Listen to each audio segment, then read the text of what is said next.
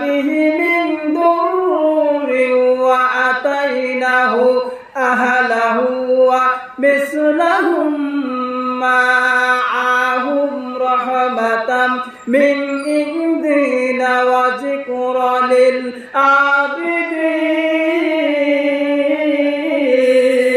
আল্লাহু আকবার। কোরআনুল কারীমের 17 নম্বর পারা 21 নম্বর সূরা সূরা আম্বিয়ার 83 এবং 84 নম্বর আয়াত।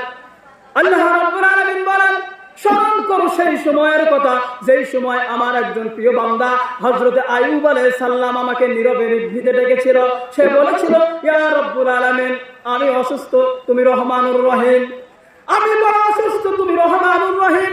হযরত আইয়ুব আলাইহিস সালাম দীর্ঘ 18টা বছর ধরে শারীরিকভাবে অসুস্থ হয়ে পড়লেন।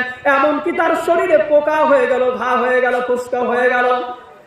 পরিবারের লোকেরা তাকে বাড়ি থেকে বের করে দিল, এলাকার লোকেরা তাকে বাড়ি থেকে বের করে দিল। স্ত্রীকে সঙ্গে নিয়ে তিনি জঙ্গলের মধ্যে চলে আসলেন। এমন একটা পরিবেশ সৃষ্টি হয়েছিল, স্ত্রীও পর্যন্ত তাকে পরিত্যাগ করলো। আমার ভাইরা, হযরত আইয়ুব আলাইহিস সালামের শরীরে যখন ফোসকা পড়ে গেল, ঘা হয়ে গেল, এমন এক পর্যায়ে এসে পোকা তার শরীরের মধ্যে বাসা বাঁধলো, তার শরীরটাকে কুরে কুরে খেতে লাগলো।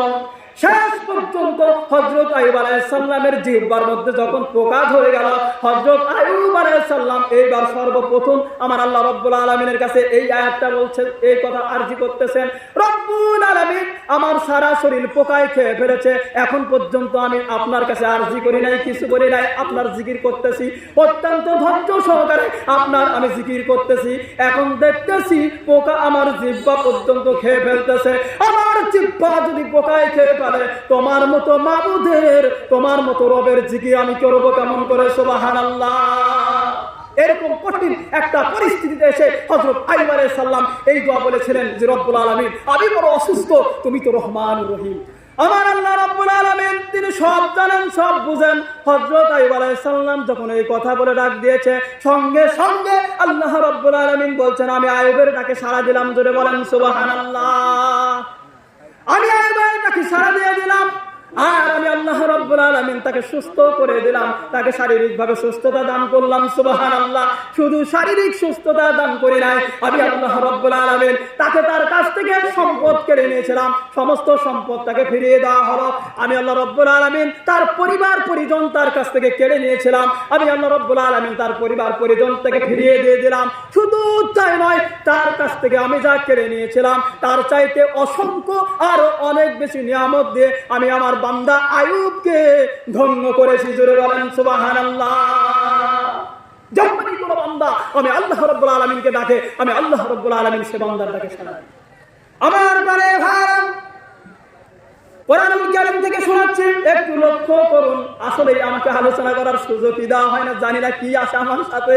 যেখানেই যাই বলে 5 মিনিট 10 মিনিট থেমে যান। আল্লাহ রাব্বুল আলামিন কোরআনুল কারীম থেকে বলছেন, যাহাবা মুগদিকাল ফাজান্না আল্লান নাকদির আলাইহি ফানাদা ফিজ যুলুমাতি আল্লা ইলাহা ইল্লা আনতা সুবহানাকা ইন্নী কুনতু মিনাজ জালিমিন। আল্লাহু আকবার।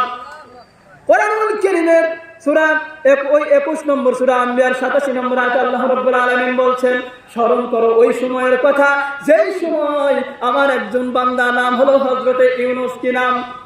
হযরতে ইউনূস আলাইহিস সালাম। তিনি জাতির লোকদেরকে দাওয়াত দিলেন, এক আল্লাহর ইবাদত তোমরা করো। জাতির লোক তার কথা মানলো না, তার কথা শুনলো না। যখন তার কথা শুনলো না, যখন তারা রবের সাথে অবাধ্যতা শুরু করে দিল, যারা যখন সীমা লঙ্ঘন করলো, হযরত ইউনূস আলাইহিস সালাম জাতির লোকদের প্রতি বিরক্ত হয়ে গেলেন।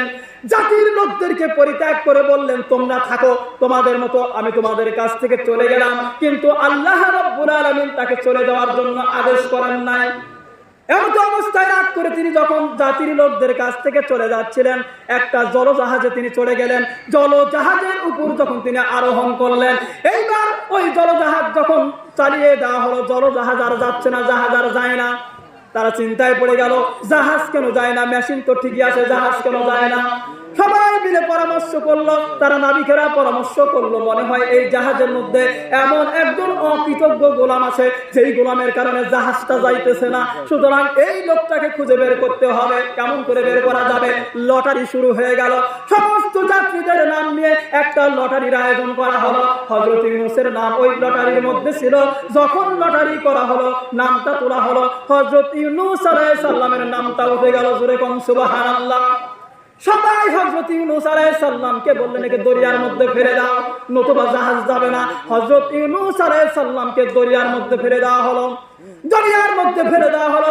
আর তখন জাহাজটি চলতে শুরু করলো।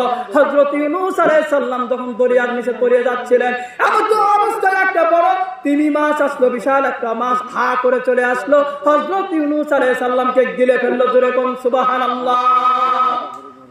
এইবার হযরত ইউনূস আলাইহিস সালামকে যখন মাছে গিলে ফেললো, আল্লাহ রাব্বুল আলামিন এই আয়াতে কারিমার মধ্যে কথা বলেছেন, তাফসীরে এই কথা বলা হয়েছে, হযরত ইউনূস আলাইহিস সালাম যখন মাছের পেটের ভিতরে ঢুকে গেলেন, অন্ধকার পৃথিবী, কিছু দেখতে পান না, অন্ধকারের মধ্যে অন্ধকার, সমুদ্র একটা অন্ধকার, তার মধ্যে মাছের পেটের মধ্যে আরেকটা অন্ধকার, এরকম কঠিন অন্ধকারের মধ্যে হযরত ইউনূস আলাইহিস সালাম পড়ে আছেন। বেরোনোর কোনো বাসার কোনো রাস্তাঘাট নাই।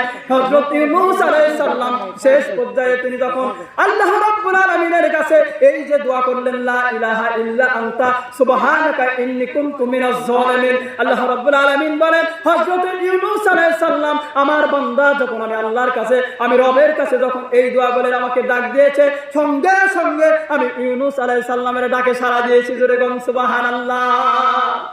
সঙ্গে সঙ্গে ইউনূসের ডাকে সাড়া দিয়েছি।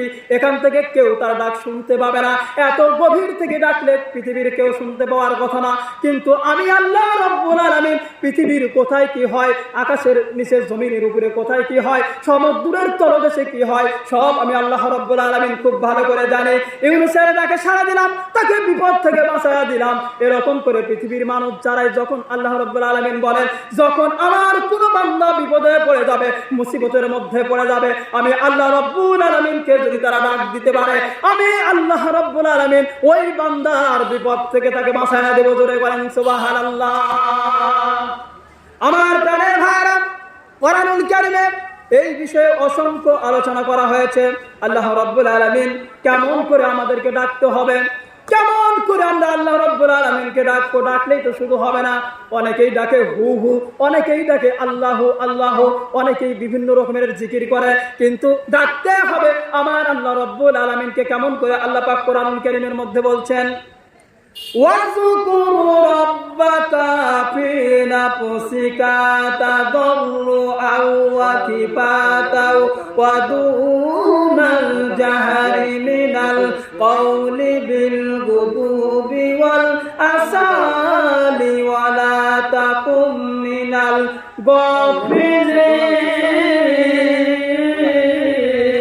গাফিলিন। আল্লাহু আকবার।